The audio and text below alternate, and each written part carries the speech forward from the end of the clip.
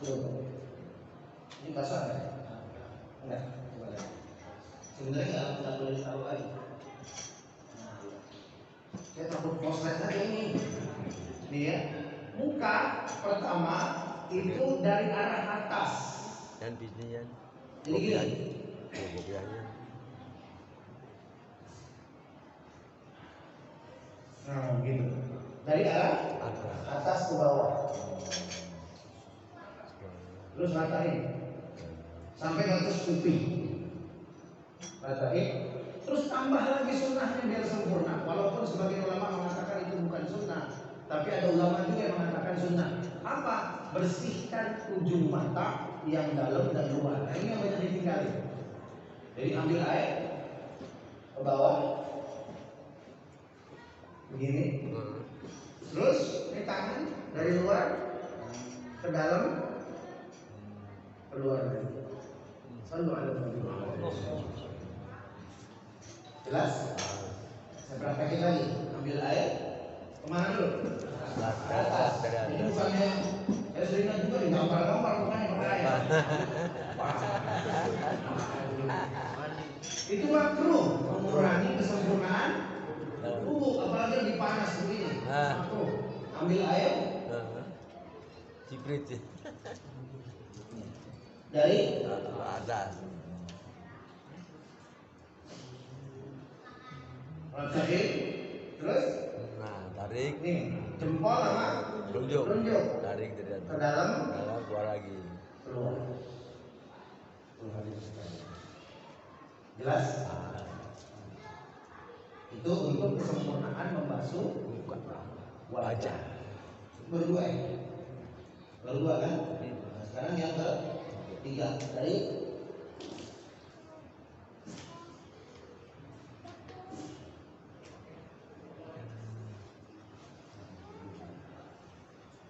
ini saya pernah baca di satu kitab. Kalau yang ngamalin wudhunya digini-gini, ya, tarful ainain dibersihkan, tanzih tarful ainain. Ini kalau kita melakukannya benar, insya Allah mata kita terang semua. Ya. Saya punya pengalaman. Kalau saya umroh atau haji, saya termasuk orang yang kata dokter paling bandel. Kenapa? Karena nggak pernah mau pakai masker. Jadi jamaah disuruh pakai masker, saya kagak pakai masker. 3 hari ini bandel nih disuruh pakai masker, pakai masker. Nah, saya baca doa dokter kalau pakai masker beneran gitu. Udah gitu kan saya keluarin suara, pakai masker maaf-maafan saya mohon maaf, saya bilang bukan bandel ini demi kemaslahatan jamaah. Udah deh pakai pakai. Tapi alhamdulillah dokternya nanya lagi ke saya, Yai kok nggak batuk ya kayak yang lain? Itu dokter minum jus, minum madu, pakai vitamin, meriang dia. Radang tenggorokan. Saya alhamdulillah nggak pakai boro-boro jus ya, cuma minum air zam-zam aja. Saya mau pulang pergi gitu. Saya kasih tahu rahasianya. Rahasianya ada di istinsyaq. Ini saya ajarin ke orang Australia kafir. Orang Australia kafir, dia punya penyakit polip. Nanti mau baik nggak? Gimana caranya? Ini cara Nabi saya istinsyaq. Ya, akhirnya dia pulang. Berapa lama dia kabarin penyakit polipnya menjadi semakin ringan karena istinsyaq. Istinsyaq itu betul-betul punya khasiat, dia mencegah ispa, infeksi saluran pernafasan atas. Saya udah buktiin berkali-kali saya buktiin. Gitu. Jadi kata orang yang nggak batuk di Mekah itu cuma otak, biarin saya bilang otak. Penting saya bisa diminum jamaah. Muka udah jelas. Sekarang apa lagi? Tangan kanan ya. Nah, tangan kanan begini, ambil air, alirin ke bawah, lagi ke atas. Terus ratain, ini lebihin di sikunnya. Sikunnya lo lebihin, ya. Lebihin sikunya biar rata. Setelah rata, dirasa rata, ini sunnahnya jari-jari diselingin dengan tangan kiri untuk tangan kanan dari belakang. Nah, lagi berapa kali? 3 kali ya.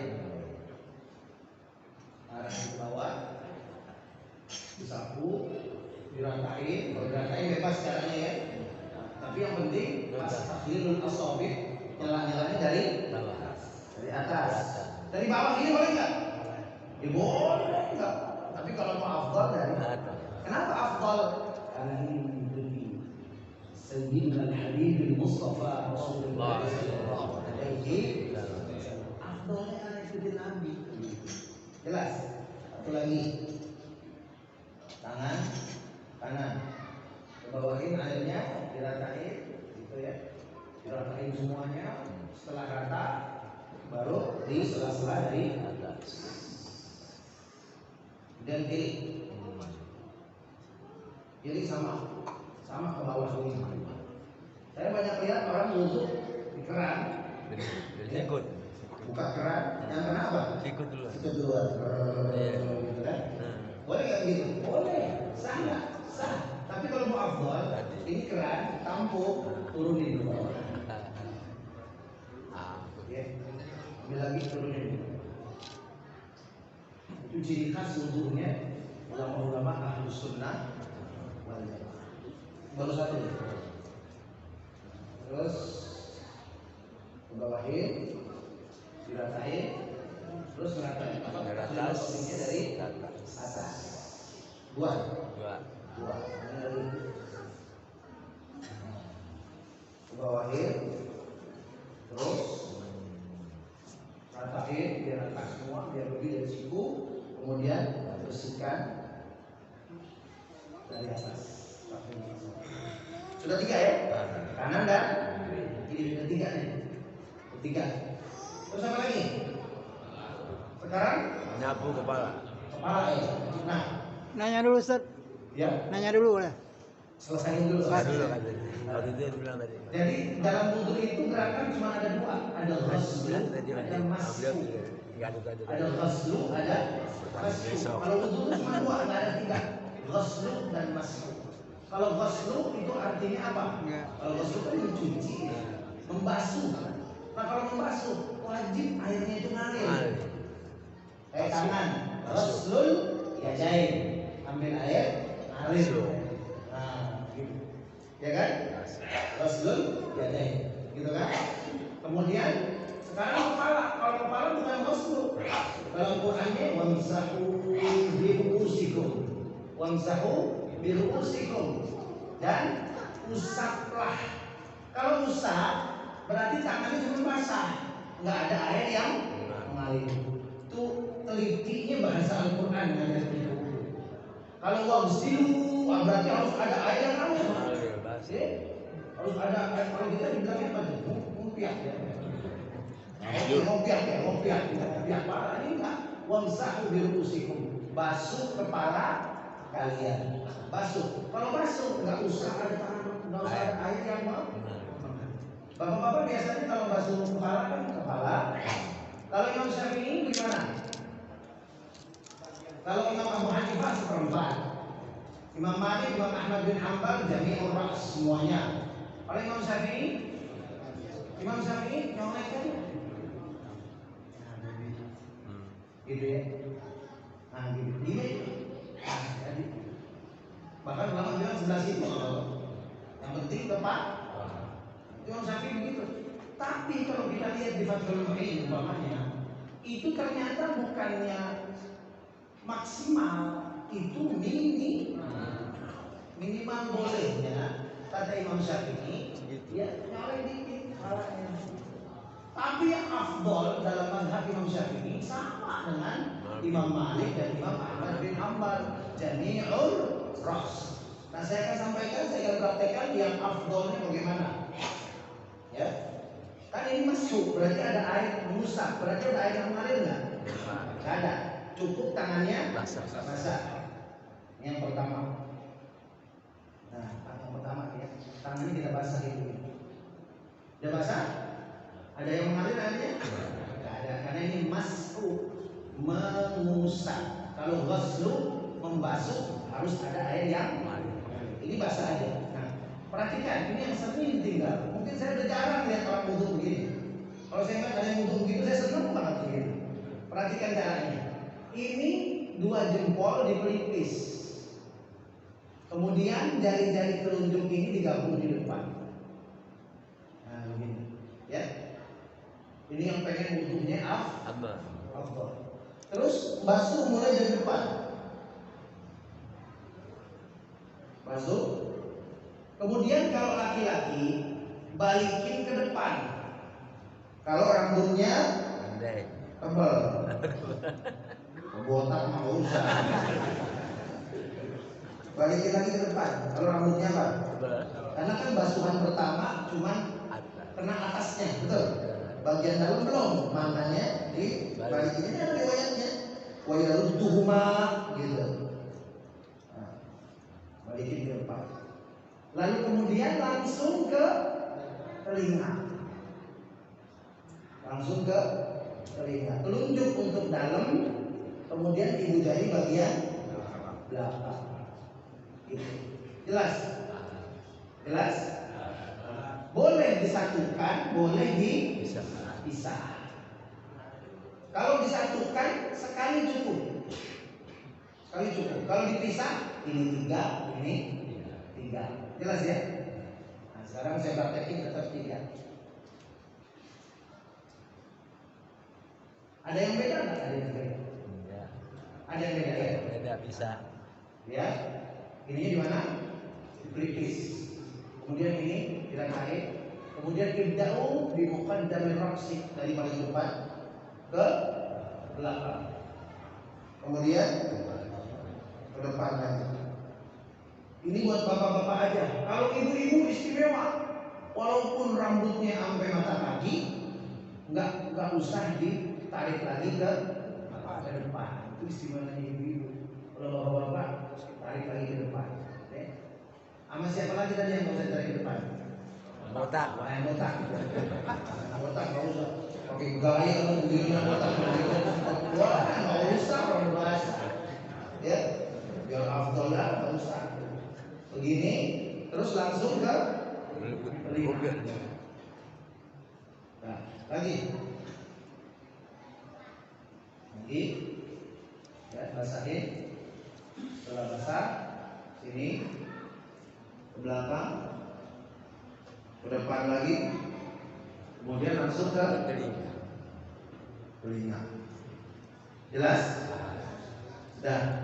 Nah, setelah itu kepala sama telinga sudah, apa lagi? Kaki. Sampai mata kaki. Kalau kaki saya ini kadang-kadang nggak nyampe, ini ada yang ganjel soalnya. Mohon maaf ya. Iya, kalau saya ada yang ganjel ini kaki. Jadi saya jelasin dulu dah sebelum saya ke ganjel ini. Kalau kaki, ya kan bapak-bapak udah tahu alasannya. Mata kaki, terus apa namanya? Wailun lil aqab. Kata Nabi, celaka bagi orang-orang yang wudu. Terus apa namanya? Tumitnya itu nggak kena air wudu gitu. Makanya jangan lupa tuh kalau wudu tumitnya juga wajib kena air wudu. Nah, sunnah yang sering ditinggalkan itu bagian atas kaki yang naik begini, ya. Bagian kaki itu sering lupa. Terus nyala ibu jari. Bagi yang mampu, kalau bisa bagus. Nyala ibu jarinya pakai tangan kiri. Pakai tangan kiri, jarinya melingking. Coba, sallu ala Nabi Muhammad.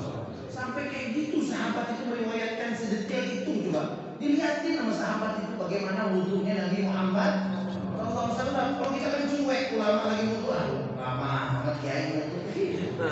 Terus ini kita lihatin, ini gimana wudunya nih? Dia sama wudunya kiai begitu. Kalau Rasulullah dilihatin sama sahabat, jadi nyela-nyelanya pakai kelingking, pakai telunjuk boleh nggak?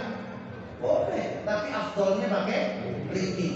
Kaki kanan mulai giling-gilingnya dari kelingking kaki kanan, diseling-selingin terus sampai mata kaki jempol. Sampai mata kaki sampai jempol.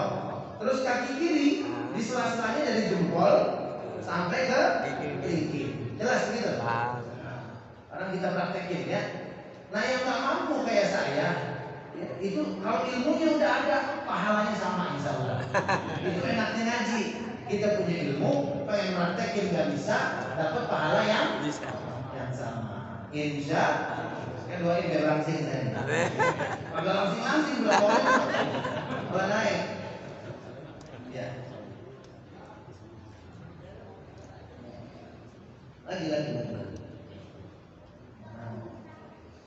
bersihin semua, dibersihin ya, sampai rata mata kaki jangan lupa, lebihin atas mata kaki, atas juga ratain. Nah terus tangan kiri kelingking, nyela-nyela.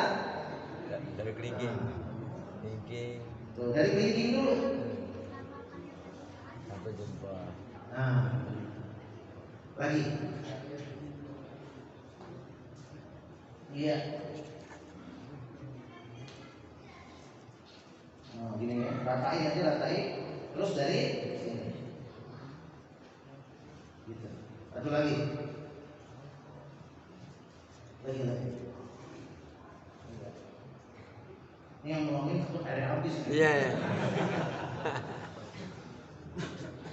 Ya. Lengking. Masih nggak percaya di sini. Nah ya, 3 kali ya. Kiri sama, gini juga. Yang kiri sama. Ini saya praktekin, benar. Jadi saya juga ada khusus sekarang. Ratain semua. Terus udah rata nih. Dari mana? Oh. Gitu. Jadi dia jalannya begitu. Dari kanan ke kiri. Cakep ya? Selalu ada dari mana? Lagi, ulang lagi.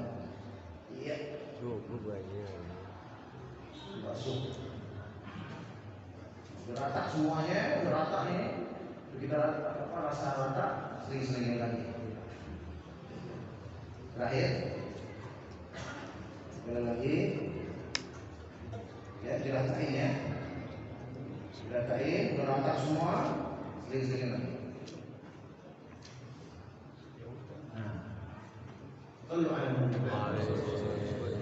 Nah, begitulah kira-kira cara wudhunya Nabi Muhammad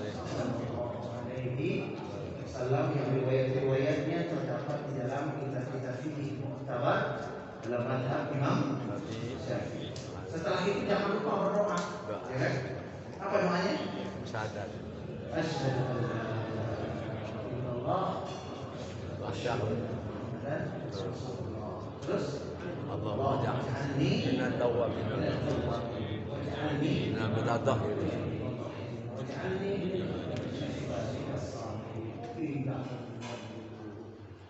Wudhu begitu tuh bukan hanya kita kena air basah sama air sekedar wudhu, tapi kita bisa ingat sama Rasulullah SAW.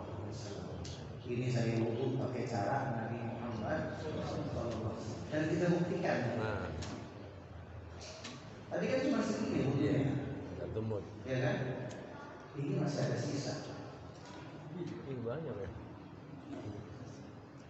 Masih ada? Banyak. Masya Allah. Luar biasa. Jadi nggak perlu. Masih ada sisa. Luar biasa. Jadi ini saya ajarin ke jamaah umroh. Waktu ke Taif, kepake ilmunya. Toilet, antri. Kita mau sholat, zuhur yang mereka bawa cuma air mineral. Buka air mineral. Praktekin wudhu Nabi. Udah praktek. Oke, pada praktek. Ada yang 3 kali, ada yang sekali-sekali. Gak apa-apa. Tapi sah nggak wudhunya? Afdol. Itu yang jelas aja sekalian. Jelas ya? Jadi saya mohon maaf, nggak bisa saya jawab dulu nih Pak ya. Nanti insya Allah kita lanjutkan di Minggu depan. bulan depan. Bulan depan. Bebas ya. Bulan depan insya Allah bebas sesuai jadwal. Yang pertama ya. Pertama insya Allah luasa. Nanti kita bisa jawab. Dan saya juga insya Allah mau praktekin sholat. Iya. Seperti sholatnya Nabi Muhammad SAW dengan penjelasan berbagai perbedaan gerakan dalam sholat. Iya. Mudah-mudahan ada manfaatnya. Ya Allah. Mudah-mudahan walaupun barangkali baru melihat sekilas, tapi insya Allah ini kita ulang-ulang terus, ya. Dan insya Allah nanti didokumentasikan supaya bisa menjadi bahan untuk mengulang-ulang di rumah. Ilmu itu kalau pengen nempel, dihafal dan diamalkan. Jadi Imam Malik ngajarin kepada murid-muridnya yang belajar hadis, "Idza aradta an tahfazal haditsa fa'mal bih," kata Imam Malik. Kalau kamu mau bisa menghafal hadis, maka amalkan. Nah, ini kalau kita amalin, tadi yang beda ini. Ntar wudhu zuhur langsung Praktek. kita praktekin, jangan diintar-intar. Ntar asar praktekin lagi, maghrib praktekin lagi. Kalau ragu tanya, insya Allah nanti ilmunya jadi nempel. Yang jelas jangan nyalahin orang itu neraka itu. Tidak, gitu ya. Kalau kita di jalur Islam kita ajak orang rame-rame masuk surga. Amin. Kan dijeblosin orang ke dalam Neraka.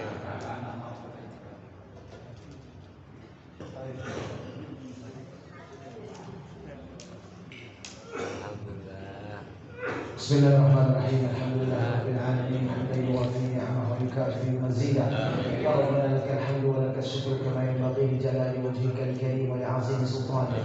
Allahumma shalli wa sallim ala sayyidina Muhammad wa ala ali sayyidina Muhammad. Allahumma la tada' lana fi majlisina hadha dhanban illa ghafarta wa la hamman illa farajta wa la karban illa kashafta wa la 'ayban illa satarta ولا مريضا إلا شفيته ولا دينا إلا قضيته ولا ضالا إلا هديته ولا فقيرا إلا أغنيته ولا حاجة من حوائج الدنيا والآخرة إلا قضيتها ويسرتها يا الله يا رب العالمين. اللهم أعز الإسلام والمسلمين. اللهم أعز الإسلام والمسلمين.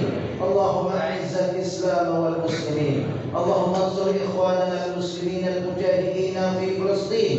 اللهم دمر اليهود والصهاينة أعداءك أعداء الدين. اللهم شتت شملهم وفرق جمعهم بقوتك وقدرتك يا الله يا أرحم الراحمين. اللهم حرر المسجد الأقصى. اللهم حرر المسجد الأقصى.